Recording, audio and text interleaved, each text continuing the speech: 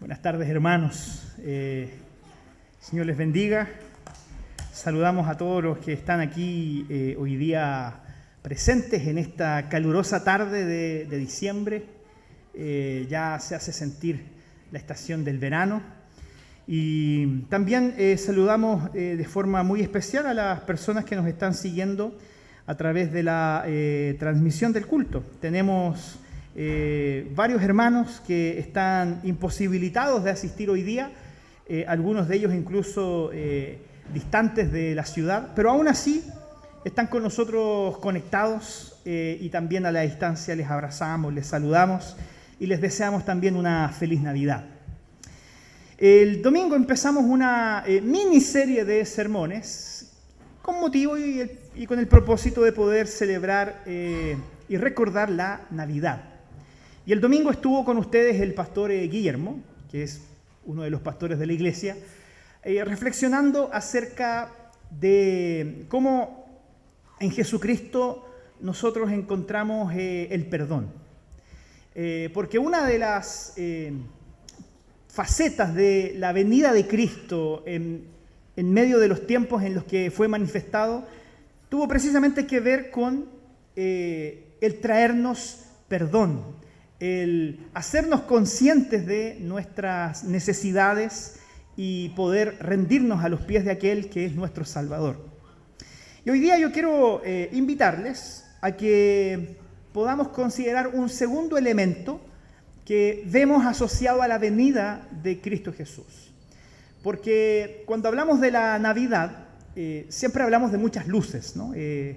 Navidad es como sinónimo de luces, de arbolitos, de adornos, y es una festividad que por lo menos en nuestro país se celebra en familia, en intimidad, buscando siempre reflexionar acerca de aquello que nos trae la Navidad, la buena noticia que nos trae la Navidad.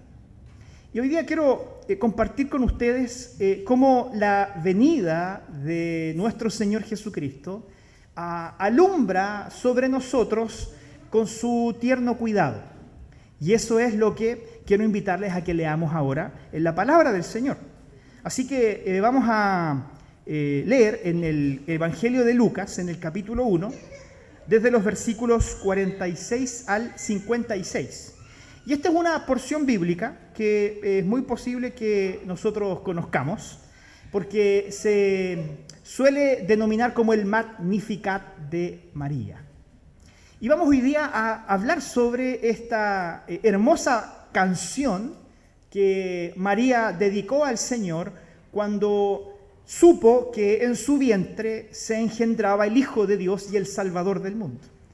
Porque hay varios elementos del canto de María que tienen algo que decirnos hoy día para nosotros en este tiempo y en esta época.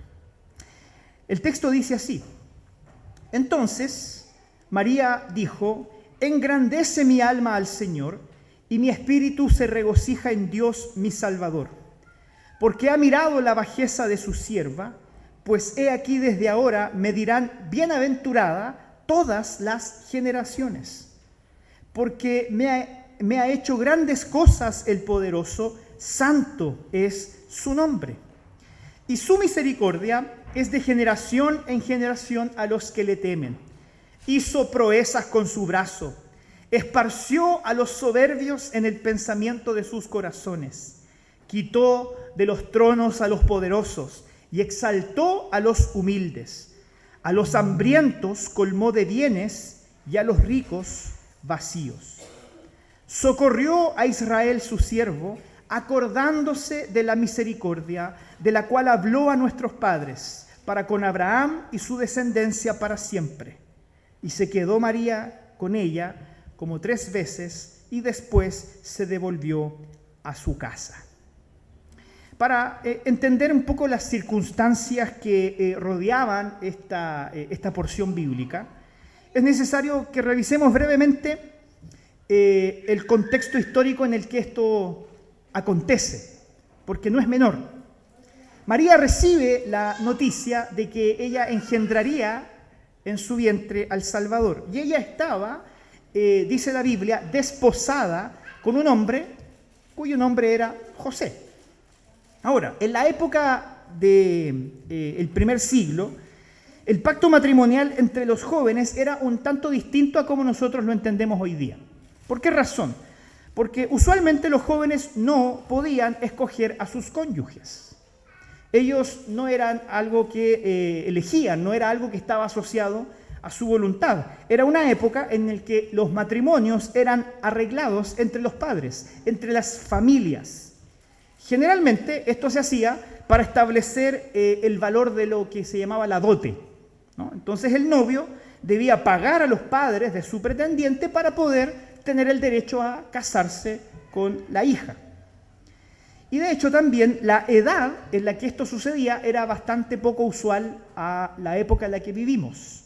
¿Por qué? Porque los matrimonios se arreglaban entre los 16 y los 18 años para los varones y entre los 12 y los 13 años para las damas. Lo que para nuestro tiempo sería absolutamente impensado, ¿no? Sería algo absolutamente, incluso denunciable. Pero bueno, son otros tiempos, es otra época. Lo que quiero ilustrar con esto es que cuando el ángel le informa a María de su situación, de que ella iba a engendrar a Jesús en su vientre, ella era apenas una niña adolescente, una jovencita. Ella no era una mujer hecha y derecha, ella era una adolescente. Y también el proceso del noviazgo en esa época era también distinto a cómo lo experimentamos hoy. El noviazgo duraba aproximadamente 12 meses. Y en la historia de la Navidad, María y José se encontraban viviendo precisamente en ese periodo en que el matrimonio había sido arreglado por los padres y se iba a consumar en la fiesta. Porque también, a diferencia de nuestra época, los matrimonios en ese entonces se celebraban con una fiesta familiar que duraba varios días. Era una gran celebración que involucraba a todas las familias, los parientes, y que acompañaban a las personas por varios días. Entonces, mientras duraba ese proceso, el novio debía preparar la casa para la novia, tenía que trabajar, la familia de la novia era la que se encargaba de preparar la fiesta. Entonces, ponga usted esto en su mente, ¿no? María estaba muy ilusionada con su matrimonio y estaba preparando todos los detalles para su matrimonio mientras José se encargaba de su parte. Pero en medio de esta situación aparece el ángel para informarle de que ella estaba embarazada.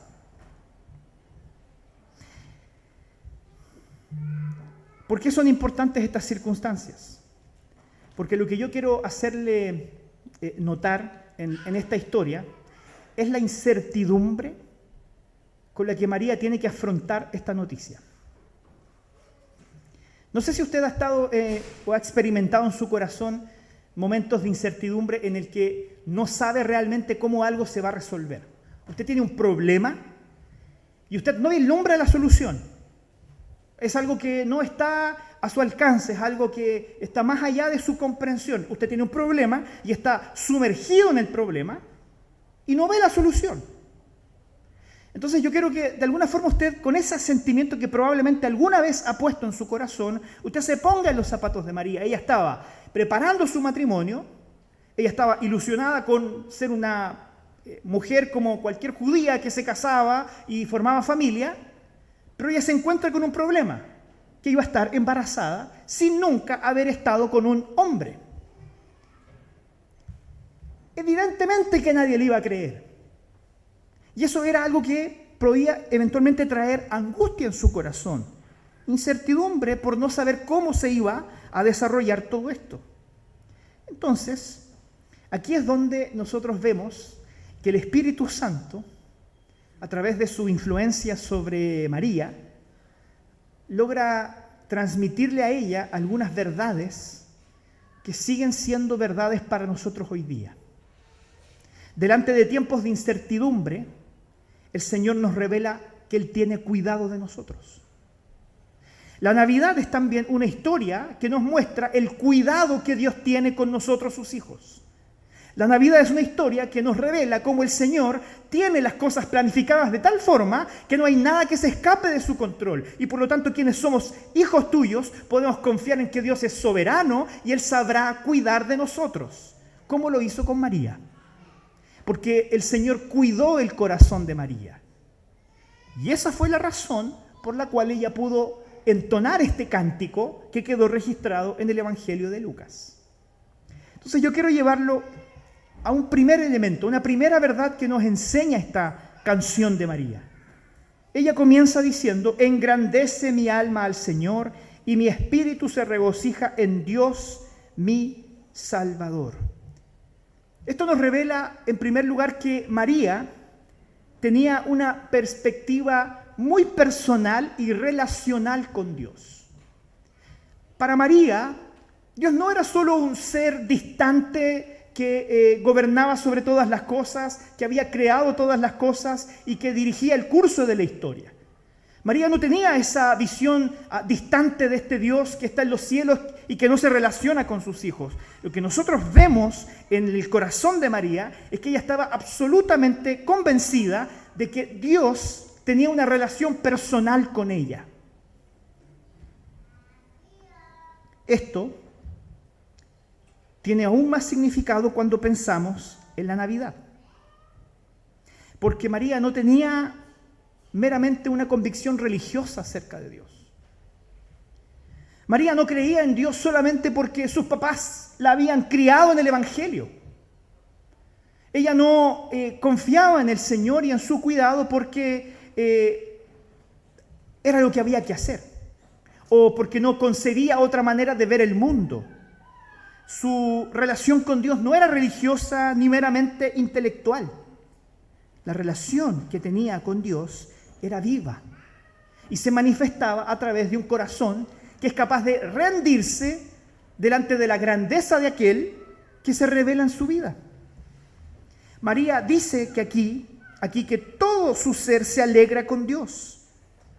Ella se alegra en alma, ella se alegra en espíritu, porque todo lo que ella es se regocija, se alegra, se embarga de una emoción al poder comprobar que el Dios en el que ella creía, el Dios al que ella había abrazado y al cual amaba, se le había revelado directamente a su vida.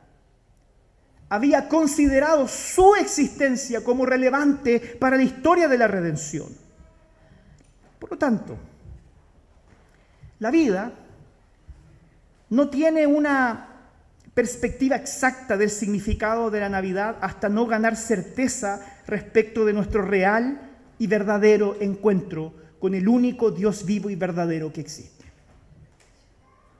La vida no puede ganar una perspectiva verdadera de la Navidad hasta que usted no sea consciente de que hay un Dios en los cielos y que ese Dios que está en los cielos no solamente está distante gobernando todas las cosas, es un Dios que entra en la historia para ofrecerte una relación personal, para extender tus brazos y decirte no estás solo, para decirte no estás abandonado y dejado a tu suerte en esta vida.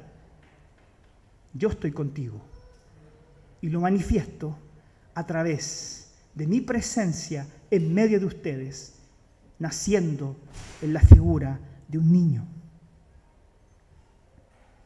María agradece ese relacionamiento que ella tenía con Dios.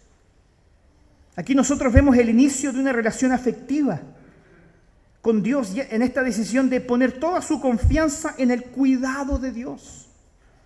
María no tenía muchas respuestas. El ángel, digamos que fue bastante escueto en su mensaje.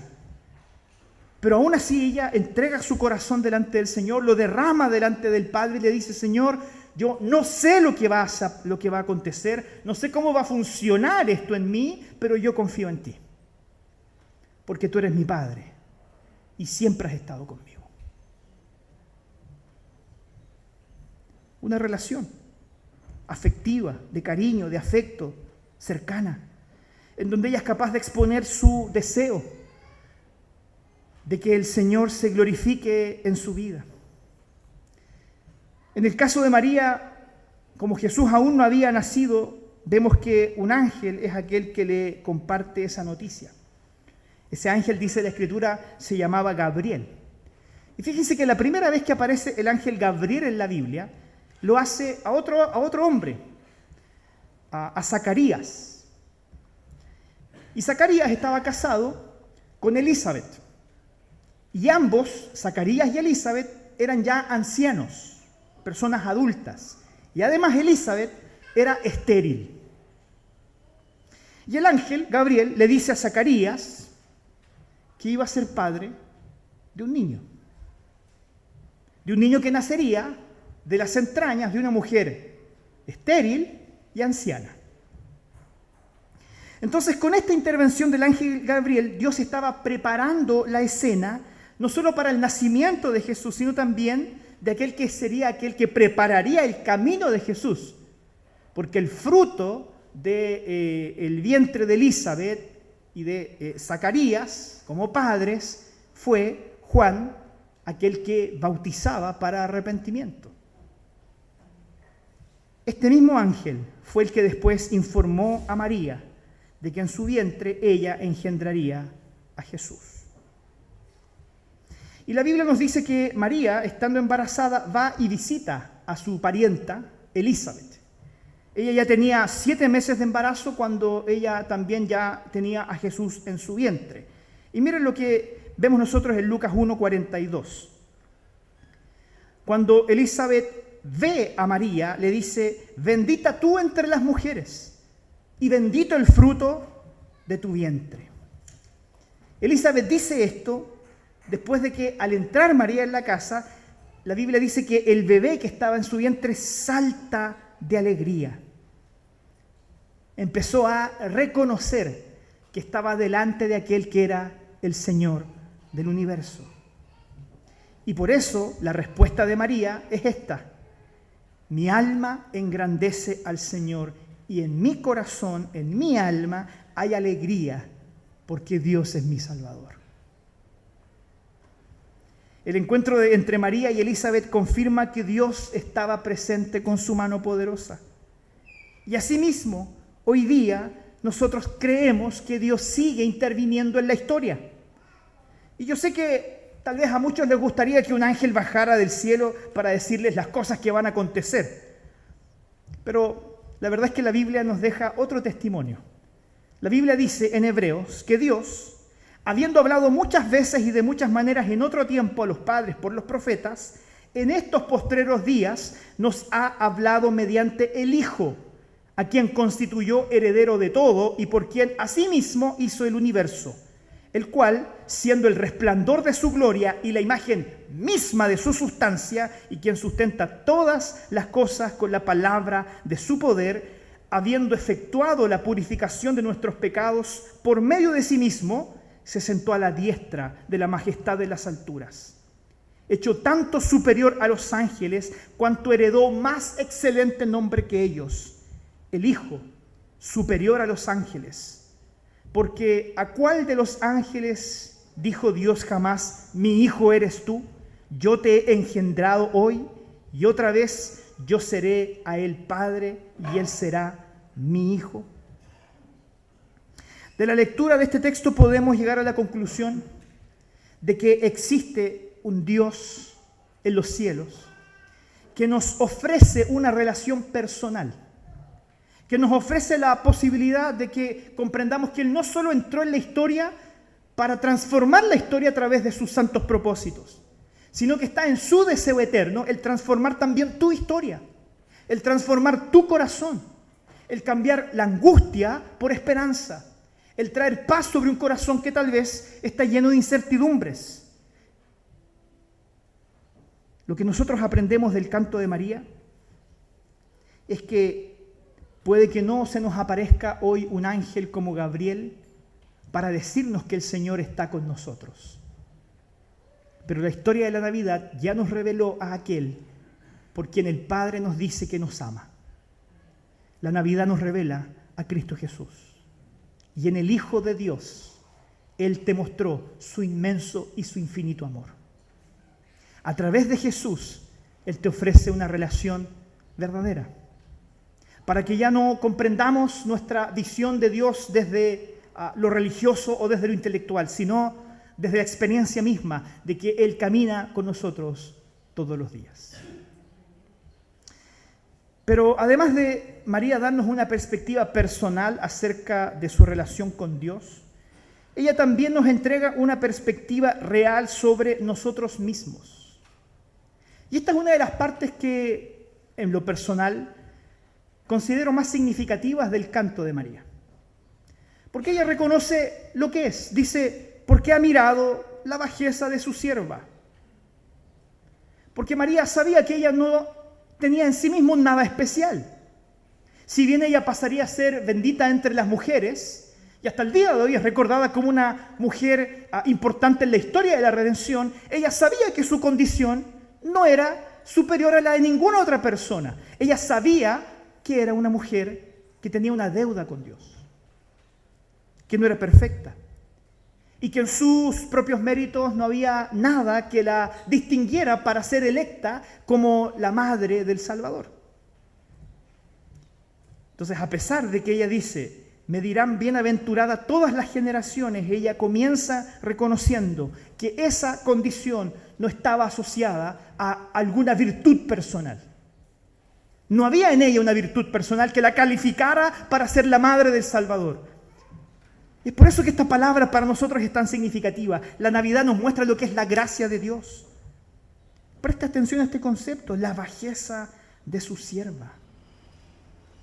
Incluso algunas traducciones dicen que el concepto bajeza está asociado incluso a una persona de bajo estatus.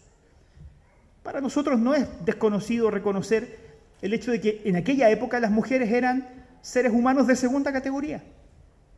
Las mujeres eran consideradas objetos que eran administrados y poseídos por los varones. Y el Señor elige a una mujer humilde, sencilla, de bajo estatus, para revelar en ella su gloria.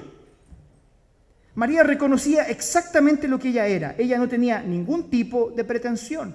Ella era una mujer joven, humilde, relativamente pobre, pero entiende que la gracia de Dios recae sobre ella para convertirla en una mujer digna de portar en su vientre a Jesús. Y es por causa de la gracia de Dios que el resto de las generaciones llaman a María bienaventurada. Porque cada vez que nosotros recordamos a María, podemos hacerlo con la convicción de que ella era una mujer feliz, bienaventurada, porque la gracia de Dios había reposado sobre ella para convertirla en algo que ella no merecía ser, la madre del Salvador. Ahora, yo quiero hoy día también invitarte a que nos podamos reflejar un poquito en esta mujer. Porque María, ya lo dijimos, no tenía absolutamente nada que ofrecer. Y eso de hecho queda comprobado en el proceso del nacimiento de Jesús. María no tenía un muy buen plan de salud, que digamos. No tenía cobertura, no pudo comprar un pad con la clínica para tener donde engendrar a su hijo. Viajaron a un lugar distante, en un viaje peligroso, sin posibilidad de hospedaje y en medio de un establo, probablemente oscuro, húmedo, tal vez maloliente, rodeado de animales. Ella trae al mundo al Salvador. Y no teniendo nada donde reposar a su hijo, no encuentra nada más apropiado que ponerlo en el lugar en donde los animales comían. Eso es un pesebre, un lugar de donde los animales comen. Y allí descansó el Señor recién nacido, el Hijo de Dios. María reconoce su pobreza. María reconoce que todo lo que ella ha recibido procede solamente de la gracia de Dios y no hay en esto ningún tipo de mérito humano. Por esta razón, es importante que nosotros debemos sacar de nuestra mente, cuando pensamos en relacionarnos con Dios, todas aquellas cosas que creemos que nos habilitan para ser personas que puedan estar o caminar con Dios. Porque no son los méritos los que nos ponen en la posición en la que María llegó a estar. Es la pura gracia del Señor. Entonces, queridos hermanos, la Navidad y disculpa que lo exprese de esta forma, pero es la forma en la que yo veo que María también lo expresa. La Navidad te recuerda que tú no eres nada,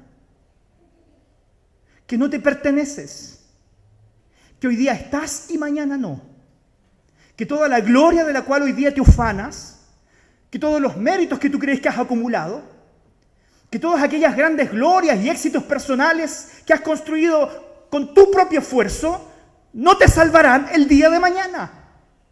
No serán una garantía para que puedas heredar el reino de los cielos. Todo lo que hoy día tú estás construyendo con tu orgulloso corazón no es más que un castillo de arena que delante de la más brisa marina va a sucumbir y tu vida se va a desmoronar, porque no está construida sobre aquel que es eterno. La Navidad te recuerda que eres pasajero, que eres insignificante, que si tú te comparas con la majestad del universo que Dios creó, con todas las estrellas y galaxias y todos los lugares que no hemos logrado explorar en el universo, y el Señor llena todo eso con su grandeza, y tú no eres más que un punto insignificante en una pequeña historia que el Señor creó para revelarte y revelarse de tal forma que tú descubrieras un amor incomprensible. El Señor en la Navidad nos pone en nuestro lugar. Somos pequeños, somos bajos, somos insignificantes. Y es por eso que la única manera de poder encontrarnos con la salvación es confiar en el cuidado que Dios tiene con nosotros a través de Cristo Jesús. Porque aquel pequeño niño que tuvo que ser cuidado, amamantado, protegido, María le tuvo que enseñar a caminar, le tuvo que enseñar a hablar, le tuvo que enseñar todo lo que los padres le enseñan a los niños, para que después él se transformara en aquel que llegara en una cruz morir la muerte que tú mereces morir por causa de tu maldad y tu pecado. Por eso la historia de la Navidad es una historia de una buena noticia. No necesitas morir. No necesitas morir. Cree en el Señor Jesucristo y serás salvo. Cree en el Señor Jesucristo y Él cuidará de ti. Cree en el Señor Jesucristo y heredarás la vida eterna.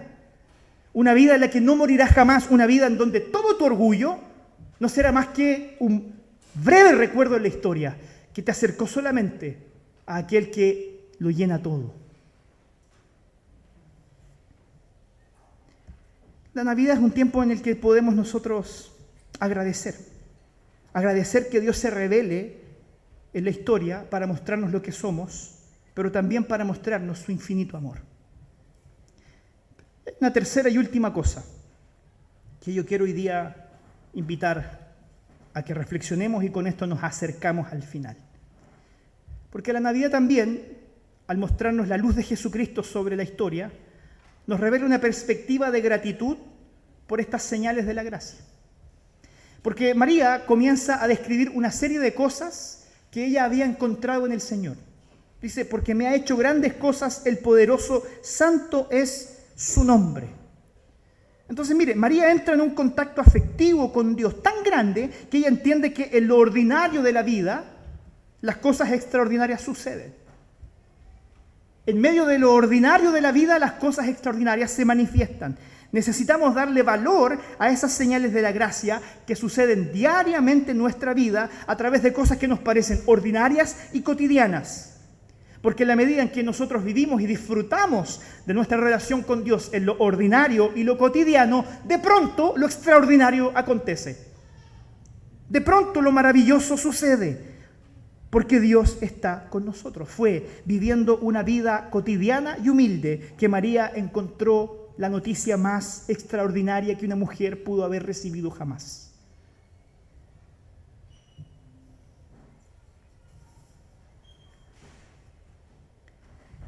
Lo que sorprendió a María cuando ella escuchó al ángel no fue necesariamente la figura angelical y celestial que se presentó delante de ella. Lo que realmente maravilló a María fue la noticia que este ángel le traía. Por lo tanto, el ángel aquí era una persona como usted y como yo. una persona usada por Dios para llevar la buena noticia de la salvación en Cristo a otra persona. Fue en lo ordinario de una visita de María a su prima Elizabeth, que en medio de esa visita María clama de lo profundo de su corazón que el Señor es su Salvador y recita estas hermosas palabras. Un poema que es cantado cada Navidad por miles de personas. Mire lo que ella dijo. Ella dijo: el Señor extendió su misericordia de generación en generación. El Señor ha en Cristo manifestado su poder, porque Él hizo cosas poderosas, proezas con su brazo, esparció a los soberbios en el pensamiento de sus corazones.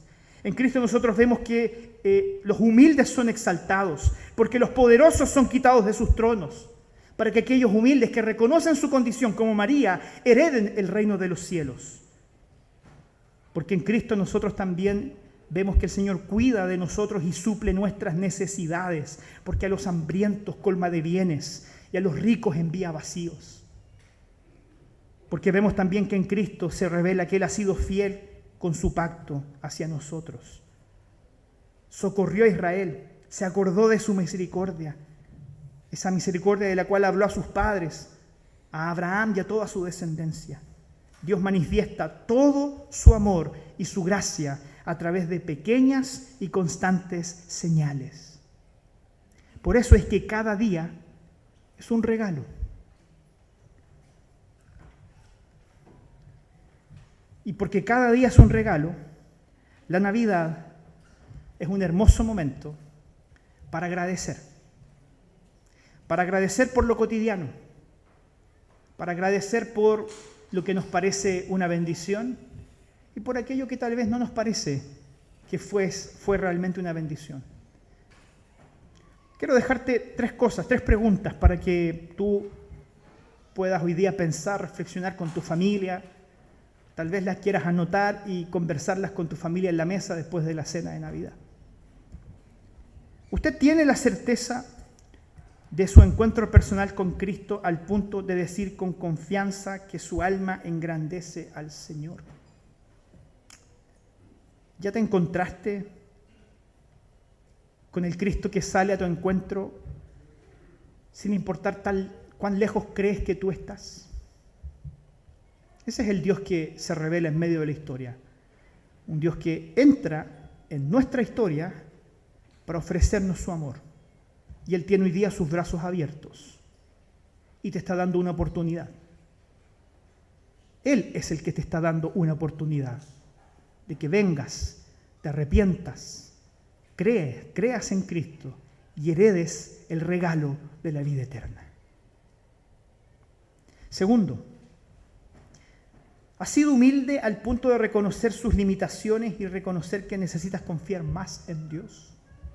María fue consciente de su bajeza, de su indignidad. En esta Navidad probablemente vas a recibir muchos regalos y lamentablemente los regalos nos hacen o nos transmiten la sensación de que nos merecemos lo que nos regalan. Me lo merezco porque me porté bien.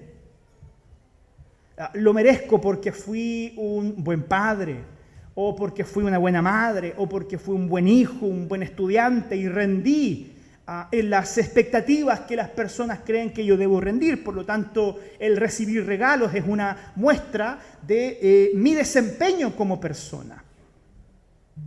Lamentablemente, la Navidad, de alguna forma, como está vendida y comercializada hoy, puede generar en nosotros la sensación de que nos merecemos lo que nos dan. Pero la Biblia te recuerda que lo único que tú has merecido por tus propios méritos es el infierno. Si hay algo que tú crees que puedes alcanzar con tus obras, eso es el infierno. Y el Señor nace en medio de la historia para que no tengas que ir allá. El Señor entra en la historia para que no tengas que ir al infierno. Por eso Cristo padeció en la cruz por nuestros pecados y te ofrece el regalo de la vida eterna. No porque te lo merezcas. Disciplina hoy día tu corazón. No, cuando te sientes al lado del árbol con tu familia y intercambies los regalos, recuerda, lo que tú recibes es pura gracia. Es una muestra del amor de Dios en pequeñas señales. Porque el amor de tus hijos o el amor de tus padres, el amor de quienes te rodean, no te lo mereces. Es una expresión del profundo amor que Dios siente por ti. No lo olvides jamás. Y por último, ¿has cultivado la gratitud diaria por las señales de la gracia de Dios a lo largo de la historia? ¿Has cultivado un corazón que es capaz de agradecer? De poder sentarnos hoy día y decir, tal vez no tengo todo lo que desearía mi corazón, o no he alcanzado todas las grandes metas que anhelaría tener, pero todo lo que tengo es por la gracia del Señor. No pienses solo en las cosas malas que nos pasaron durante el año. Piensa en las señales de la gracia que suceden todos los días y tendrás todos los días motivos para agradecer y decir como María, mi alma engrandece al Señor. Esa es la invitación a la que yo quiero hoy día animarte, a que vayas a tu casa a cenar con tu familia y que Cristo sea aquel que realmente celebremos hoy día por lo que hizo en nosotros y en la historia. ¿Qué te parece si cierras tus ojos y me acompañas en esta oración? Amado Padre Celestial, gracias te doy porque tú te has revelado en medio de la historia a través de tu Hijo para mostrarnos el camino de la salvación. Y nosotros, Señor, reconocemos que Jesús nació en un humilde pesebre para también mostrarnos, Señor, que despojándose de toda su gloria, de toda su magnificencia, el Señor es capaz de comprender nuestras limitaciones. No tenemos un Salvador que no sea capaz de comprender aquellas cosas que nos hacen sufrir, aquellas cosas, Señor, que nos distraen en la vida, que añaden sufrimiento a nuestro corazón. Tenemos un Salvador que sufrió y experimentó todas nuestras necesidades, dolores y tentaciones, y las puso sobre sus hombros en la cruz, para que todo aquello que hoy día, Señor, es una carga sobre nuestros hombros, la pudiésemos depositar sobre Él para descansar en el cuidado que Él tiene de quienes somos hijos tuyos. Y hoy día, Señor, con fe, declaramos que tenemos un gran Salvador en Cristo Jesús y descansamos en Él, en lo que Él hizo, no en nuestros méritos, no en nuestras obras, no en las cosas que podemos alcanzar, sino sencillamente en la manifestación perfecta de tu amor en la figura de un pequeño niño que nació en la historia para redimirnos, para perdonarnos y librarnos del infierno. Gracias, Señor, por mostrarnos a la figura de tu Hijo Cristo Jesús, frágil como un niño, pero fuerte como hoy día es Él, reinando sobre los cielos, trayendo su reino sobre nosotros, acercándonos su bendición, para que quienes somos parte de su familia disfrutemos de esta herencia preciosa de sabernos hijos herederos del reino de los cielos. Gracias, Señor. Oramos en el nombre de nuestro Salvador Jesús. Amén.